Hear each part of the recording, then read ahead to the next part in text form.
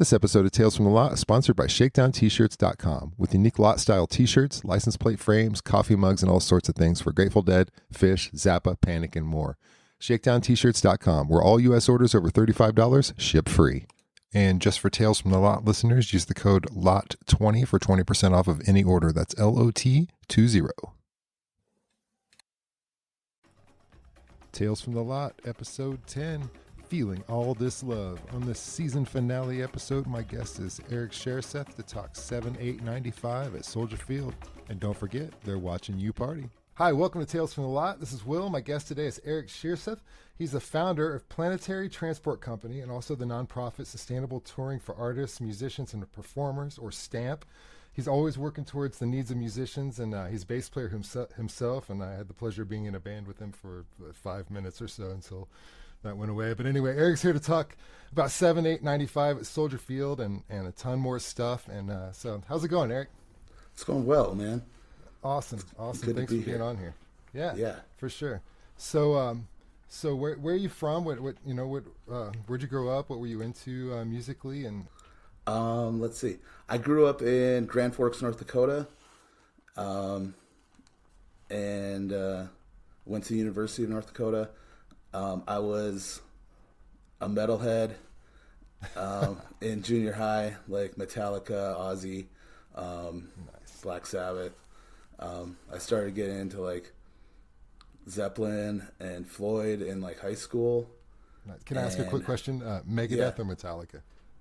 Metallica. Yeah, all right. I like Megadeth. I had all their albums, but Yeah. I saw Metallica on Justice Tour in '88, and it was amazing.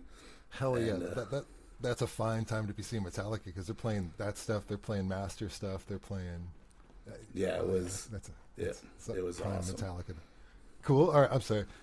So like, I think in high school I bought Skeletons from the Closet on like 13 CD or 13 tapes for a penny or whatever. And I got off on that deal. I got a pretty good deal on that. I think we all did. I never paid them anything. Yeah, I think we all did. But yeah, I kind of like, I worked construction in high school. I was an electrician, and one of the guys on the crew, it was like a big classic rock dude, and sometimes he'd play Dead, and like, not a lot, but like, sometimes he would, like, we'd be driving, and I heard a lot of Dead, like, tapes that he had a few in his car, and when I'd be riding to a job site or something, I'd hear some like stuff that wasn't like the radio trucking, and like pretty much the radio just played trucking in my town. And like, Casey Jones, right? Like occasionally. Yeah, that was like those were it. And I kind of liked it. And then in college, my roommate was like had the best music collection, like, and he slept at his girlfriend's house like every night, so I just had like access to his entire music collection, and I started like listening to like Reckoning and so good. just like I'd put a Dead show on from his CDs. He had some Dick's picks and stuff like that, and like I just put it on as I went to sleep at night, and that's kind of how I started really getting into them. Just kind of became part of your DNA that way. Yeah, totally. Off to bed every night. They would, I would like, his music collection was insane. He had so much. It was the best, and so that's how I got into him. Nice. And then some friends started going to shows in like '94, I think. And they were like, we have to go next year. We have to go next year. And that's how I ended up going to Soldier Field in '95 for my first show. Did you go to both nights or just the first one? We were there both nights, and we couldn't get tickets for the second night, and we just sat at the back gate and listened to the show, like sat on a blanket outside, and we could hear like pretty well. Like it was an awesome night. I wish I'd have gotten in, but You were there. You You soaked it in. totally. So that first night, so who was with you? Did you have a big group of friends? Was it a ton of people? People you still No, it hang was with just today? yeah. Like, I went with my friend Aaron and another friend Pip, and Pip's not with us anymore, but he was a bass player in my first band, and I played guitar really bad back then. And Pip decided to join. Like, we mail ordered for the one show, and got like 13th row tickets. So like we had sweet tickets. And Pip decided to come with us like last minute, and we actually got him down with us in our seats, Nice. which was sweet. And yeah, it was it's all downhill from there. Yeah, no doubt. So the lot getting in there, did you guys get there early in the day and Yeah, I just like commence to take it all in, as they say? my friends were living in Minneapolis, and I was working in a psychiatric unit at the time, and like I'd been working for like 3 weeks straight to get the time off to go to these shows, and I like left. I drove to Minneapolis, stayed the Thursday night or whatever it was, the night before in Minneapolis, and we left at like 6 a.m. and drove straight from Minneapolis to Chicago and went straight to the lot. I think we got there at like noon, and then just watching like Shakedown fill in around us and watching it happen. And I was 21 years old.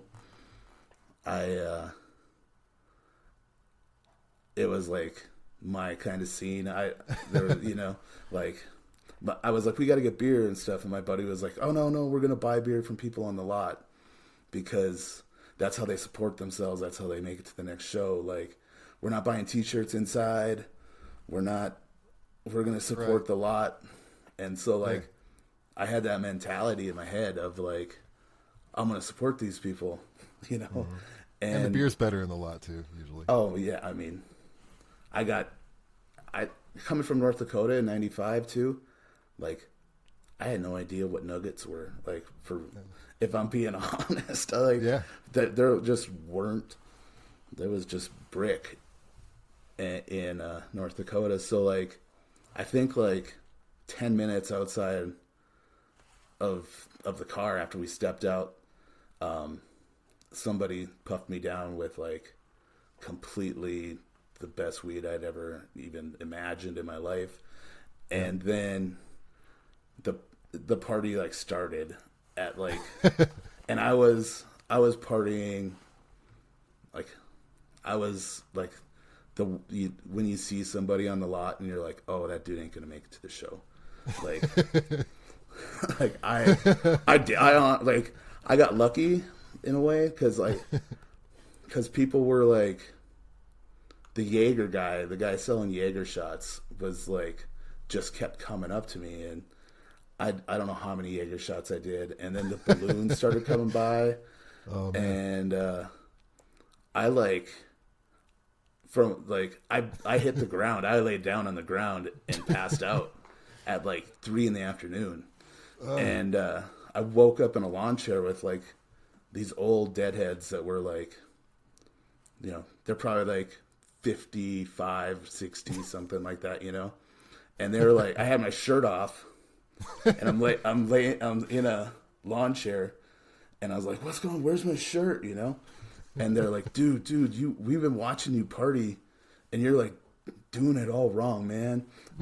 Like, they're like, we watched you and you just like, chug, this guy like handed you a bottle of Jaeger and told you if you finished it you could have it for free, and you like chugged the rest of a handle of, and I don't like, it was probably like they're like, you like just chugged like the last of a bottle of Jaeger, and then you like we're walking around and you had a balloon, and the next thing we knew, we like looked over. It was these two old deadheads, and they were like sitting on each side of me and like giving me water, and like I was like, "Where's my shirt, man?"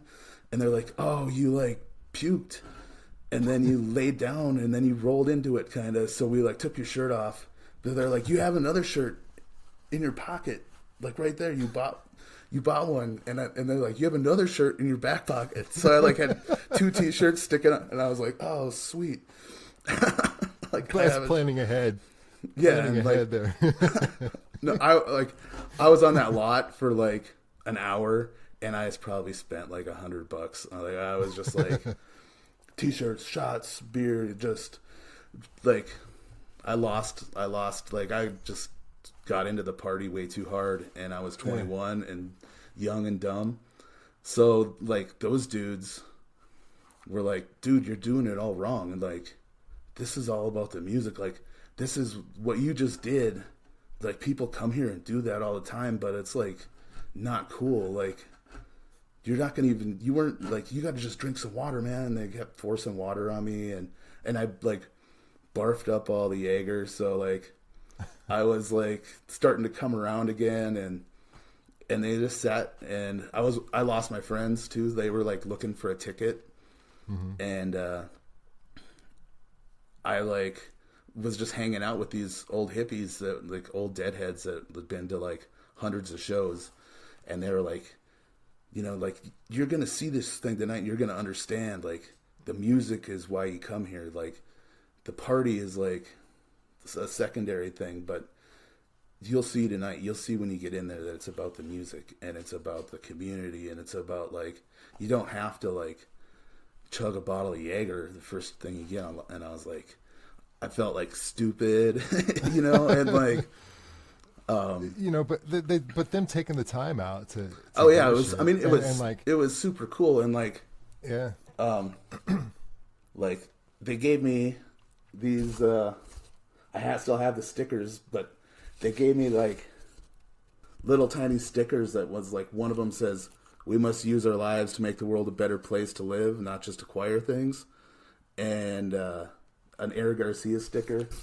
and like I kept them, and like it sunk in with me, like, holy God, I'm a moron, like, you know, like I was sitting there probably for like an hour, just they were telling me his stories and like nursing me back to health and feeding me and giving me water, and then I started like I'm like especially back then, like I was the master of puke and rally, so like I was like back into it again, like had a beer with them, and I was like, "Thank you guys so much," you know, like, and they're like, "Yeah, you have the best show tonight, man. You're gonna like," and like that kind of just like reset my brain a lot, like in life in general, like of like you don't need to be wasted to like enjoy what's happening or whatever, you know. So like yeah, for sure. I went into that show like feeling like all this love and like really open to like taking it in the music, and yeah, like that night I was like I'm gonna learn how to play an instrument, because I like knew how to play guitar. I knew how to play like at that point I didn't even really know all the notes on the guitar. I knew like a few chords, and like I was like, I'm gonna start a band. I'm gonna learn how to play music. I'm gonna start a band, and like that was like the first time that had ever like popped in my head of like, this is something that you could do, you know. Yeah, and this band has that power. Like, I mean, once you get there, it from that point you can see you're going this way, and then that point happens, and then suddenly you're going a different way. And it was like a life-changing day in my life. Also, like I kind of became a lot dad. Like I was like, so like through my years of like being on Fish Tour, being on Dead Show, and like even my businesses, like my driving people to concerts. I've driven over like 15,000 people to concerts, in Colorado with planetary transport and biodiesel for bands. And like, I always think of it like that's my job now, is to like, oh, that kid needs help or whatever, you know, like, so I kind of like, my friends make fun of me. They're like, "Oh, a lot, Dad." You know, like we'll be walking down. I'm like, "Hang on a second, guys. I gotta go help this kid." You know, so like, "Oh, a lot, Dad." But yeah, I think a lot of that started that day. Like, that's awesome. I mean, what are you gonna do? Like, yeah, you know, it just never never ceases to surprise me that the people that, no matter the age, no matter how long they've been there, whether this is their second show or their 100th show, that they're willing to try to show somebody the way and make the scene better and keep it alive as long as we could. So yeah, it's like, did you carry that on? It's awesome. Yeah. I mean, like nowadays, I would have had those guys' Facebook and Twitter. You know what I mean? Like we'd probably still be friends, but like, I have no idea who those guys are, if they're still alive. You know, they're probably like 80 or 90 years old now. You know, and right. it's crazy. It's crazy to think about.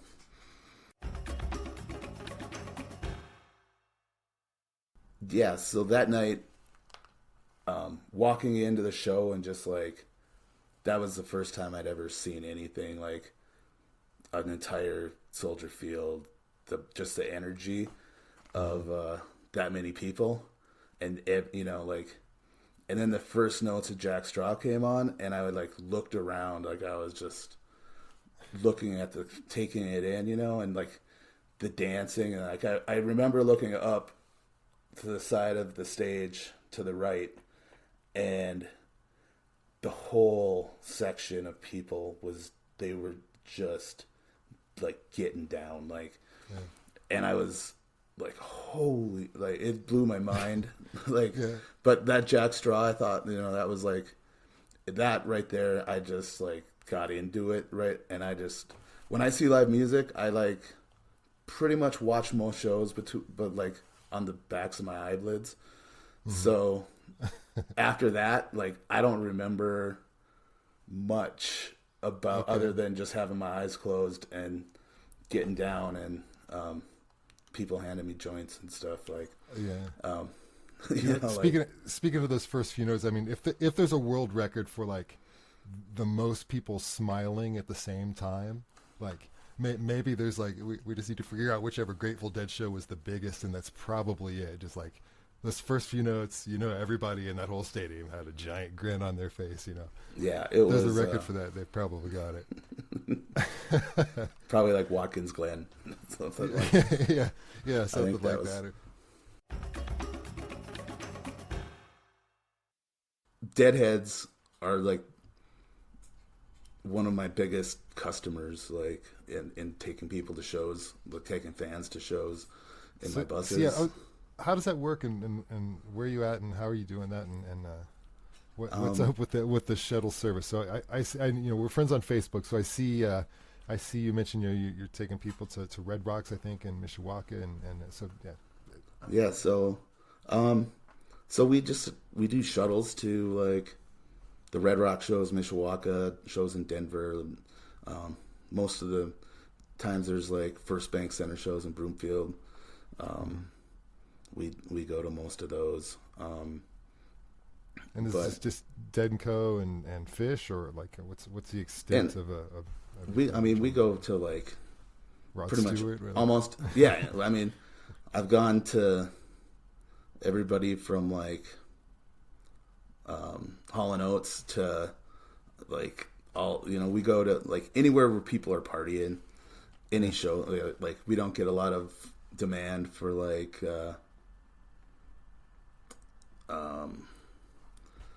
I'm trying to think of it, you know, like one of those like groups. Like Red Rock shows or like electronic dance music. We go to whatever shows people want to go to. We do private charters for like groups of friends that want to go, or we do shuttles where everyone can buy individual tickets. And they just park somewhere. Like you have Yeah, we just park. People party for a little bit, go into the show, and then hopefully they get back, and I wrangle people back into the bus and get them home safely. And nice. Lot Dad goes out there and makes sure everybody's yeah, I mean, accounted for. I'm pretty good at talking to people who are tripping and lost on a phone and like getting them back to the bus, especially from like Red Rocks. I'm like, no, you're in upper north, man. You need to be in lower south. You have a long way to walk. Like, just stay put. We'll come get you. You know, like stuff like that. Right. Do you do dicks also for fish and then like Boulder? Yeah, we've done almost every Dick's show. I think there's like one or two that we didn't drive a bus or a van or something to. But yeah, and the cover band, like the tribute bands, it's amazing, like that I can fill a bus to like Shakedown Street in Boulder or something, and like it happens all the time. And like literally when I was starting this out, like there was times when like J-Rad or Dark Star or somebody would be playing, or Shakedown Street, and like I'd fill a bus with Deadheads in like January, my slow season, and nice, and it would like save my ass. Like I can't even count how many times a Dead and related show like saved like let me pay my electric bill and stuff, you know, when we were first starting out. And are these biodiesel? Is that right? Yeah, we run all our buses on biodiesel as much as like the highest blends that we can, and we plant trees to cover the petroleum that we do use, and we are the first carbon neutral transportation company in America. So nice. Yeah, that's fantastic. Yeah, it's good on you, man. Yeah, that's awesome.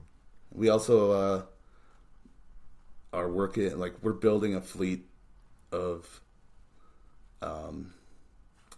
biodiesel and other we're looking for investment right now to build like a fossil fuel free fleet for musicians to tour in, like vans, buses, even like cars for like stand-up comedians that need to go on a run, like instead of renting a car from an airport. Like a lot of stand-up comedians will like fly into Denver and then rent a car and drive to like 4 or 5 gigs and then fly back or whatever. But I mean, our goal when we started the company was to change the way like musicians tour, and the party buses to concerts just was kind of like a secondary thing that happened. And that's been like what's been working so far, until we can find some money to build this fleet and be like a fossil. I mean, like we're trying to be the first musician-owned fossil fuel-free transportation company, and doing that with biodiesel, electric buses, electric vans, and hybrids. Sweet. And that's okay. So that's the goal of that. If somebody's in North Central Colorado going to a show, they wanted to hop on a bus, how would they find it? Just go to planetarytransportcompany.com, okay. and you can buy shuttle seats right there. Okay. We're like on a hiatus right now until the COVID the outdoor shows start again. But yeah, there's we'll be going to all the shows this summer. Yeah, it's fun and safe and affordable, and yeah, for sure. Definitely better than my drive from Denver up to Red Rocks. Kind of, it's not easy in the middle of the night, for certain. So yeah, totally awesome. All right, and so are you seeing Dead and Company these days, or what's are you still? I know you're driving. I mean, I guess you're there now, and yeah, like I've seen most of the Dead and Company shows at Folsom. Mm-hmm. I saw the first one that they played at First Bank Center. I think it was called Broomfield Event Center back then when I first played there. But so I saw those shows. My like J-Rad is like my jam now. I love what J-Rad's doing with the catalog. I think that's the last time I saw you. Actually, we were both in line for J-Rad at Red Rocks. Oh, nice, man. Yeah. That's my favorite band to see right now. I like Dead and Company quite a bit. Like, it's just not the same to me, I guess. And I dig it. Like, and I'm also, full disclosure, I've been sober for every one of those except for one. Like, I've been driving, so like yeah, it's that's what it is. Like, it's different in many ways besides that. But and I still love the O'Teal's one of my favorite bass players. Let's see, the people are still there, and that's a huge part of the whole experience. So, for sure. Yeah, I think the people are still there. I think Mayer takes it seriously and has done his homework, and I mean, it's 100% not the same kind of thing, but is what is the same kind of thing 30 years later? No matter what you're talking about. So, it's still alive, it's still there, and people that weren't lucky like ourselves to be able to catch it, the original, can still get a glimpse of what was going on, at least back then. Totally. I love that the kids, like, I have like 21-year-old kids jumping on the bus to like head to Folsom Field or head to J-Rad shows and stuff, and I love it that it's hanging on and it's getting new people hooked. And I mean, Robert Hunter is a prophet, and and him and Jerry together, and what Jerry does with, you know what I mean, like that those songs are like, they're so good, they're gonna live forever with the people, like Bach and Beethoven and all that stuff. Like, it's just too good, and like for it to die. It's like, I keep seeing like all these kids just having a blast, and it's fun to see. Like, yeah, for certain. That's awesome. Yeah. I've got a question. So, just one recommendation, whether it's a movie, a book, an album, a TV show, something that you think is really kick-ass that people should go check out if they've got free time and they're looking for something to check out. I think Lamb by Christopher Moore is it's something everybody should read. It's hilarious. It's just check out Lamb by Christopher Moore. It's probably one of the most entertaining books you'll ever read. All right. And it'll make you think. And yeah. Awesome. I'll put it on my list. Nice. All right. Eric, thank you for being here and telling your awesome lot story and about your endeavors. And I really do appreciate you coming on. Hell yeah. Thanks for having me. We'll see you soon. All right. Thanks.